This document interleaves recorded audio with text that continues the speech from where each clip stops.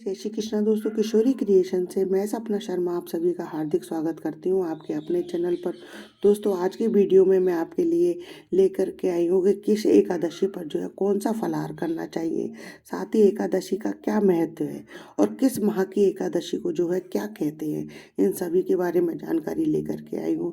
इसके लिए आप मेरे साथ वीडियो में लास्ट तक बने रहें और अगर आपने अभी तक मेरे चैनल को सब्सक्राइब नहीं किया है तो इसे सब्सक्राइब कर लें, पास ही बेल आइकन को दबाएं जिससे मेरे आने वाले हर नए वीडियो का नोटिफिकेशन आपको मिल जाए और मेरी वीडियो को जो है अपने फैमिली और फ्रेंड में ज़्यादा से ज़्यादा शेयर करें। आइए जानते हैं सारी जानकारी। दोस्तों, वैसे तो हम एकादशी का व्रत करते हैं, उसमें किसी भी प्रकार का कोई भी फलाहार कर सकते हैं, लेकिन जब हम 24 फलाहार की एकादशी करते हैं तो इसमें आपका नियम ये है कि आपको निर्जल रहना पड़ता है। 24 फलाहार की एकादशी करने वाला व्रती जो है शाम के समय स्नान आदि से निवृत्त होकर के भगवान विष्णु या श्री हरि नारायण की पूजा करे। पूजा आदि से निवृत्त होकर के फिर एक निश्चित जगह पर बैठकर शांत चित्त मन से जितनी क्वांटिटी बताई गई है उतना ही आपको फलाहार करना चाहिए।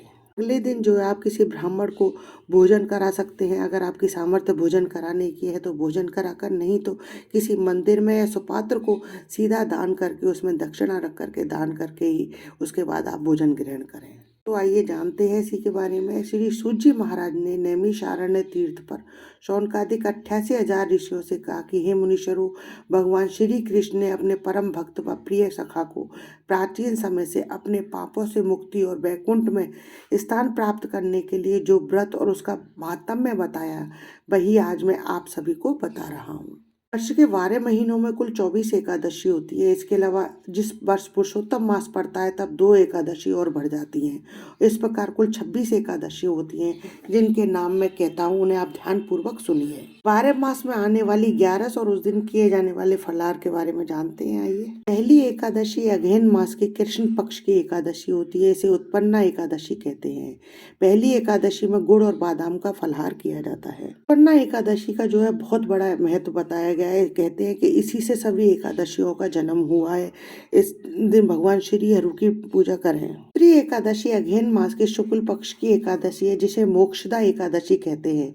इस दिन तुलसी की मंजरी व धूप दीप से पूजा किया जाता है। भगवान श्री हरि की एकादशी को बिल्व पत्र का फलाहार किया जाता है। तीसरी एकादशी पौष मास की सफला एकादशी होती है, जो कि कृष्ण पक्ष की एकादशी होती है। इस दिन नारियल, आंवला, अनार से पूजा किया जाता है। इस एकादशी को तिल्ली और गुड़ का फलाहार किया जाता है। इसके बाद चौथी एकादशी पौष मास के शुक्ल पक्ष की एकादशी होती है, जिसे पुत्रदा एकादशी कहते हैं।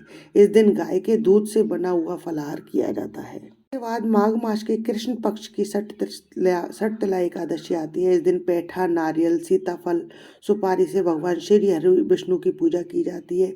इसमें तिलपट्टी, तिल के लड्डू या तिलकोटा का फलाहार लिया जाता है। माघ मास के शुक्ल पक्ष की एकादशी को जया एकादशी कहते हैं। इस दिन धूप दीप और नैवेद्य से भगवान श्री हरि नारायण की पूजा की जाती है। इसमें गोंद और गिरी के साठे का फलाहार किया जाता है। फाल्गुन मास के कृष्ण पक्ष की विजया एकादशी को धूप दीप से श्री हरि नारायण की पूजा कर सिंघाड़े का फलाहार किया जाता है। फाल्गुन मास के शुक्ल पक्ष की एकादशी, जिसे आंवल की एकादशी भी कहते हैं, जिसमें आंवले के पेड़ के नीचे पूजा की जाती है। इस दिन धूप दीप नैवेद्य के साथ पूजन किया जाता है। आंवले के पेड़ का आंवले को भोग लगाकर फलाहार किया जाता है, यानी कि इस एकादशी में आंवला ही जो है फलाहार के रूप में खाया जाता है। चैत्र मास के कृष्ण पक्ष की एकादशी को पाप मोचनी एकादशी कहा जाता है, जिसमें चिरौंजी का फलाहार किया जाता है। इसके बाद चैत्र मास के शुक्ल पक्ष की एकादशी आती है, जो कि कामदा एकादशी के नाम से जानी जाती है, जिसमें लौंग का फलाहार किया जाता है। इसके बाद वैशाख मास के कृष्ण पक्ष की एकादशी वरुथनी एकादशी आती है, जिसमें खरबूजे का फलाहार किया जाता है। इसके बाद वैशाख माह के शुक्ल पक्ष की मोहिनी एकादशी आती है, जिसमें गाय के गौमूत्र का फलाहार किया जाता है। गौमूत्र की भी 1 या 2 बूंद ही लेनी है, इससे ज्यादा नहीं लेनी है। जेठ माह की अपरा एकादशी कृष्ण पक्ष की एकादशी होती है। अपरा एकादशी को ककड़ी का फलाहार किया जाता है। जेठ माह के शुक्ल पक्ष की एकादशी, जिसे निर्जला एकादशी कहते हैं, वो इस दिन वैसे तो निर्जल ही व्रत किया जाता है, लेकिन जो लोग निर्जल नहीं रह पाते वे भगवान विष्णु को कैरी का ही समर्पित करें और कैरी का ही फलाहार किया जाता है। आषाढ़ के कृष्ण पक्ष की एकादशी, जिसे योगिनी एकादशी कहते हैं, इसमें मिश्री का फलाहार किया जाता है। आषाढ़ के शुक्ल पक्ष की एकादशी जिसे देवशयनी एकादशी कहते हैं, जिसमें पद्मा एकादशी भी कहते हैं इसे, देवशयनी को। इसमें दाख का फलाहार किया जाता है। दाख यानी मुनक्का, मुनक्का का फलाहार किया जाता है। सावन माह के कृष्ण पक्ष की कामदा एकादशी आती है। इस दिन तुलसी की मंजरी से भगवान श्री हरि नारायण की पूजा करें। इसमें दूध का फलाहार किया जाता है। सावन मास के शुक्ल पक्ष की पुत्रदा एकादशी आती है, जिसे पवित्र एकादशी भी कहते हैं, जिसमें गुड़ का फलाहार किया जाता है। भादो मास के कृष्ण पक्ष की एकादशी अजय एकादशी के नाम से जानी जाती है। इसमें बादाम और छुआरे का फलाहार किया जाता है। भादो मास के शुक्ल पक्ष की एकादशी जो है बामन एकादशी कहलाती है, जिसमें ककड़ी का फलाहार किया जाता है। बामन मास की एकादशी में इस दिन भगवान बामन का ही पूजन किया जाता है। अश्विन माह के कृष्ण पक्ष की एकादशी को इंदिरा एकादशी कहते हैं। इसमें तिल गुड़ का फलाहार लिया जाता है। इस एकादशी पर भगवान के शालिग्राम स्वरूप की पूजा की जाती है। अश्विन मास के शुक्ल पक्ष की पापा कुशा एकादशी आती है, जिसमें समा का फलाहार किया जाता है। कार्तिक माह के कृष्ण पक्ष की जो है रमा एकादशी आती है, जिसमें केले का फलाहार किया जाता है। कार्तिक मास के शुक्ल पक्ष की एकादशी जिसे देवउठनी एकादशी या प्रबोधनी एकादशी के नाम से भी जाना जाता है, इसमें कांचरे का फलाहार किया जाता है। इसके अलावा अधिक मास के में पुरुषोत्तम मास की एकादशी पद्मनी एकादशी होती है। इस दिन कांचरे का फलाहार किया जाता है।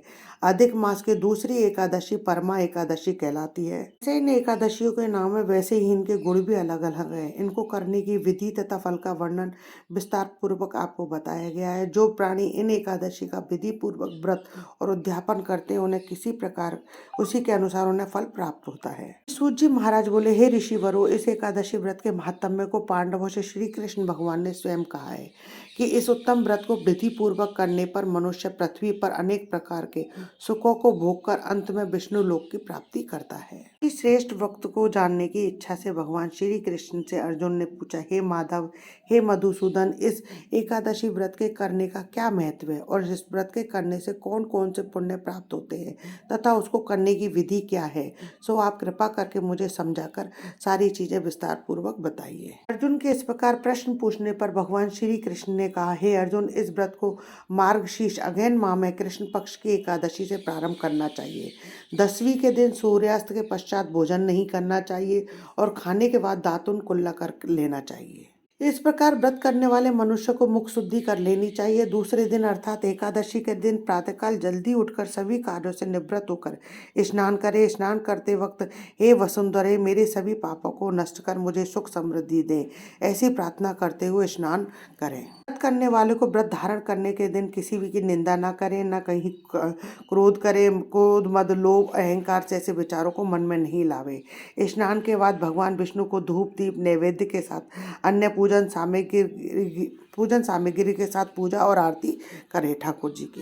रात्रि में दीपदान कर समस्त रात्रि भजन व भागवत पुराण का पाठ करना चाहिए। इस दिन खाट पर नहीं सोना चाहिए। द्वादशी के दिन ब्राह्मणों को भोजन कराकर दक्षिणा देनी चाहिए। हे पार्थ, कृष्ण पक्ष और शुक्ल पक्ष की एकादशी में कोई भी किसी भी प्रकार का भेद नहीं समझना चाहिए। इसको करने से जो फल प्राप्त होता है वह सुनिए। मनुष्य को तीर्थ में स्नान और दर्शन करने से जो फल मिलता है, उस फल के 16 गुना से अधिक फल एकादशी व्रत करने से प्राप्त होता है। सूर्य चंद्र ग्रहण में दान करने से, कुरुक्षेत्र में स्नान करने से, संक्रांति में दान करने से जो पुण्य फल प्राप्त होता है, वही फल इस व्रत को करने से प्राप्त होता है। जो फल अश्वमेध यज्ञ के करने से मिलता है, उससे 100 गुना फल एकादशी व्रत के उपवास से मिलता है। 1000 तपस्वियों को 60 वर्ष तक भोजन कराने से जो फल मिलता है, वह फल एकादशी व्रत से प्राप्त होता है। जो फल वेद पाठी ब्राह्मण को 1000 गाय दान करने से मिलता है, उससे 10 गुना फल एकादशी व्रत करने से मिलता है। अर्जुन, विद्या दान से 10 गुना फल एक भूखे मनुष्य को भोजन कराने से मिलता है। इसलिए अन्नदान सर्वश्रेष्ठ दान है, जिसके करने से पितृ तृप्त होते हैं। एक बार भोजन करने का फल भी निर्जल व्रत करके आधे फल के बराबर होता है। इसलिए अन्नदान जो है सर्वश्रेष्ठ दान माना गया है, जिससे हमारा पितृ दोष भी समाप्त होता है, हमारे पितृ भी तृप्त होते हैं तथा अनंत काल तक वैकुंठ में निवास करता है। वे व्यक्ति अतः संसारी सुखों के साथ वैकुंठ में सुख चाहने वाले को अवश्य ही एकादशी का व्रत करना चाहिए। ऐसा कहकर सूत जी ने जो अपनी वाणी को विराम दिया और हर ग्यारस का महत्व उन्होंने बताया। दोस्तों, यदि आपको मेरा ये वीडियो ज़रा भी उपयोगी लगे तो इसे लाइक और शेयर कीजिए अपनी फैमिली और फ्रेंड में। यदि आपने अभी तक मेरे चैनल को सब्सक्राइब नहीं किया है तो उसे सब्सक्राइब करना ना भूलें, पास ही में बेल आइकन को दबाएं जिससे मेरे आने वाले हर नए वीडियो का नोटिफिकेशन आपको मिल जाए। हिंदू धर्म, रीति रिवाज, कथा कहानी जानने के लिए चैनल पर बने रहने के लिए बहुत बहुत धन्यवाद। जय श्री कृष्णा दोस्तों, राधे राधे।